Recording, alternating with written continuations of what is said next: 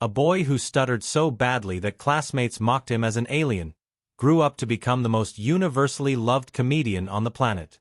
But behind the silent chaos of Mr. Bean, Rowan Atkinson was living a truth almost no one knew. His stutter vanished only when he performed and returned the moment the camera stopped. Every episode left him emotionally drained. Every laugh came at a cost. And now at 70 years old, Rowan Atkinson is finally admitting what fans have suspected for decades about the character that made him famous, the pain he carried in silence, and why he always felt like a fraud behind the smile. Let's dive in. Rowan Sebastian Atkinson was born on January 6, 1955 in the quiet town of Conet in County Durham. He was the youngest of 4 boys, though tragedy struck before he even formed memories. His eldest brother, Paul, died in infancy, leaving Rowan with 2 surviving brothers, including Rodney, who later became an economist and nearly led the UK Independence Party. Life on the family farm was calm and disciplined, a world far removed from the silly, chaotic characters Rowan would one day create. Around age 5, Rowan developed a severe stutter that made speaking difficult and school unbearable. At Durham Chester School, the bullying was relentless. Teachers remembered him as a shy boy with an expressive face and a speech problem. Classmates went further, mocking him and even calling him an alien. One of the boys at that school was a young Tony Blair, who later recalled how harsh the teasing could be. But something remarkable happened. Whenever Rowan stepped on a stage, his stutter vanished. Performing unlocked a confidence he didn't have anywhere else, turning his greatest struggle into the foundation of his future talent. Despite the bullying, Rowan excelled academically. He earned top grades in science and went on to study electrical and electronic engineering at Newcastle University, graduating in 1975.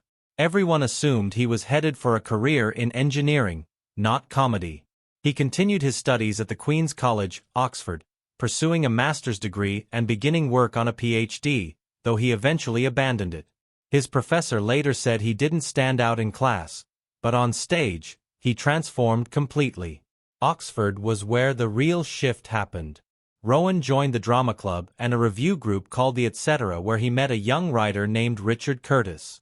Curtis remembered seeing a quiet, unassuming Rowan during rehearsals until Rowan performed. His sketches, including a famous driving routine and a synchronized mime and speaking act, stunned the room. In 1976, Rowan performed with the Oxford Revue at the Edinburgh Ho Festival Fringe, his first major national stage. The audience loved him, and the engineer who once hid in the back of classrooms suddenly knew exactly where he belonged. Even as he finished his master's degree and published his thesis in 1978, the pull toward comedy grew stronger. Engineering never left him. He would later become one of the earliest celebrity adopters of hybrid and electric cars, but his heart had moved elsewhere.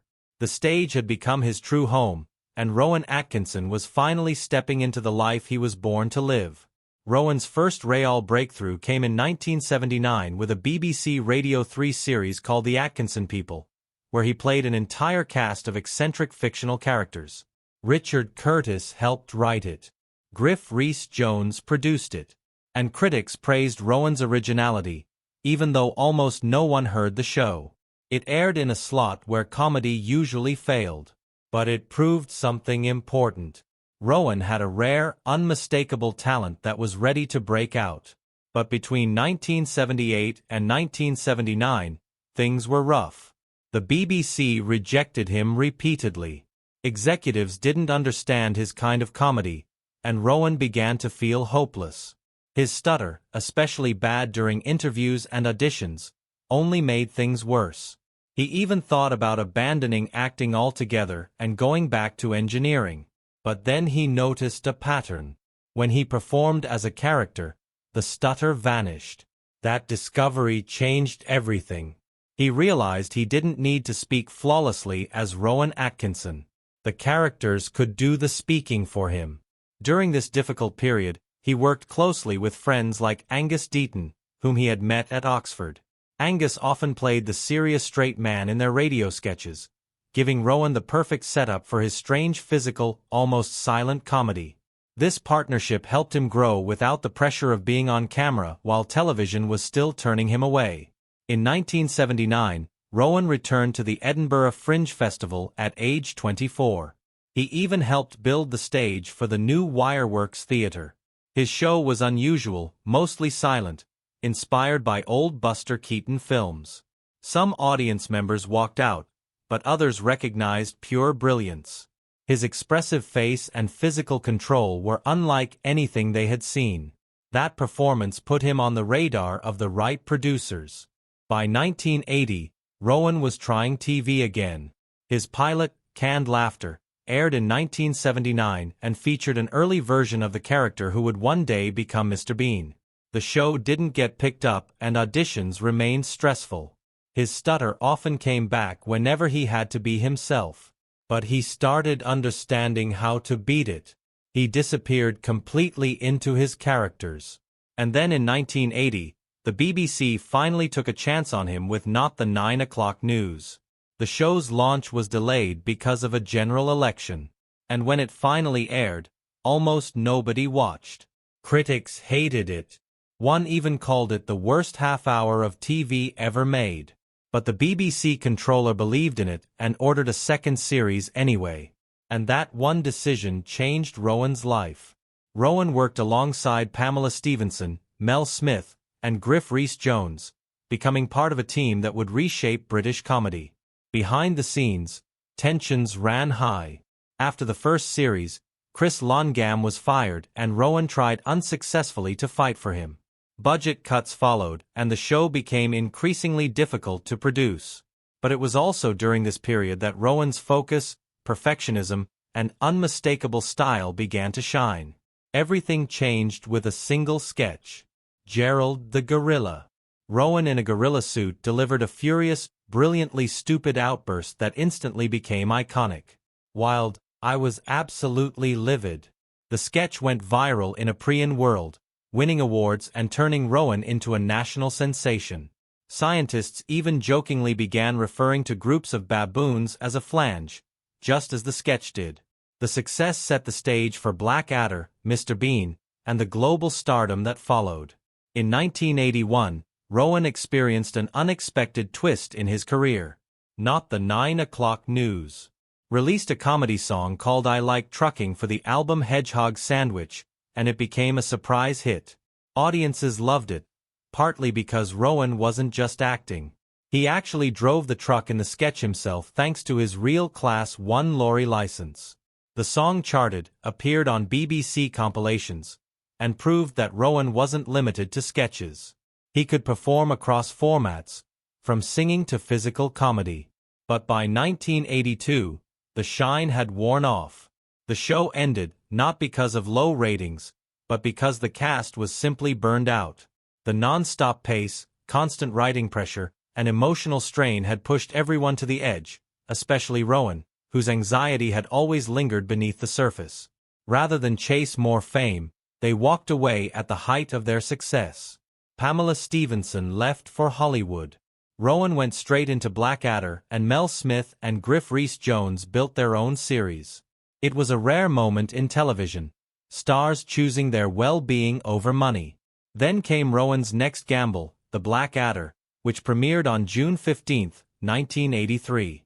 He co-created it with Richard Curtis, imagining an alternate history where Richard III survived. Rowan starred as the scheming Prince Edmund, filmed on massive sets at Alnwick Castle. The production was expensive, plagued by bad weather, and nearly cancelled because of the enormous budget. Critics were lukewarm. Only one thing saved it, the International Emmy. It won. That award convinced the BBC to try again, but with strict budget cuts and a simpler format. Those changes transformed everything. By 1986, Blackadder 2 premiered with a new tone. Ben Elton joined the writing team, bringing sharper comedy and tighter pacing. The cast changed too. Miranda Richardson's unhinged Queenie became an instant fan favorite, and guest stars like Tom Baker stole scenes with unforgettable performances. Edmund evolved into a razor-tongued schemer, while Baldric shifted into the dim-witted sidekick everyone adored. At first, critics complained. One even named Rowan Wally of the Week. But audiences quickly realized this version was better. The humor was smarter, the characters richer, and the chemistry electric. Blackadder had finally found its identity, and Rowan Atkinson was becoming a legend. Blackadder Goes Forth arrived in 1989 and became something no one expected. Set in the trenches of World War I, the final season blended comedy with a sharp, emotional look at the futility of war. Rowan played Captain Blackadder alongside Hugh Laur's upbeat Lieutenant George and Tony Robinson's lovable Baldrick. Despite initial fears that joking about World War I would be offensive, the series struck a powerful balance. It won the 1990 BAFTA for Best Comedy Series. Rowan won Best Light Entertainment Performance, and in later polls it ranked among Britain's greatest sitcoms, second place in a 2004 BBC survey with over 280,000 votes. The finale, where the characters charge into no man's land in slow motion, became one of the most haunting endings in TV history. Behind the scenes, the cast worked with unusual warmth and trust. Rowan, Hugh Laurie, and Stephen Fry often improvised, relying on a chemistry Rowan later said could never be recreated. For him, this was the least stressful project of his career. Everyone carried the weight together. Then came Mr. Bean. The first episode aired on January 1, 1990, drawing 13.45 million viewers. Rowan had created the character years earlier at Oxford, building a near-silent figure whose comedy worked in every country. It exploded globally, sold in 245 nations, with episodes like The Trouble with Mr. Bean reaching nearly 19 million viewers in the UK alone. But while the world laughed, Rowan suffered. He admitted he found Mr. Bean emotionally exhausting. Because the character barely spoke, he had to rely entirely on physical performance, pushing his face and body to extremes. The strain left him drained after every shoot, and he often looked forward to filming ending. For Rowan, playing Mr. Bean wasn't joy. It was pressure. Still, the franchise grew. In 1997, the Bean movie earned over $251 million worldwide, breaking UK records before it even premiered in the US. But the success only made Rowan more tired of carrying the character. In 2002, he found relief through Mr. Bean, the animated series. Voicing the character was far easier, and the cartoon kept the franchise alive without harming his health. It flourished with younger audiences and continued producing new episodes into 2024. In 2012, Rowan returned for one final major appearance as Mr. Bean at the London Olympics. Nearly 27 million people watched in the UK and 900 million worldwide. It became one of the most viral moments of the night, but the physical performance left Rowan exhausted for weeks. Many fans now recognize that moment as Mr. Bean's true farewell. For personal life, Rowan Atkinson met Sunitra Sastry in the late 1980s while she was working as a makeup artist on Blackadder. He even switched makeup artists just to get the chance to speak with her, something that reportedly disappointed Stephen Fry, who had hoped to ask her out himself. Rowan and Sunitra married on February 5, 1990 in New York, with Fry as his best man. They went on to have two children, Lily in 1993 and Benjamin in 1995. For nearly 24 years, the marriage appeared solid. But in 2014, everything fell apart. Rowan and Sunitra separated, and their divorce was finalized in 2015. Around the same time, Rowan quietly began seeing actress Louise Ford, 27 years younger, which triggered a wave of headlines and left Sunitra devastated. Louise had left her boyfriend, comedian James Oster, to be with Rowan, adding more fuel to the scandal. In 2017, she and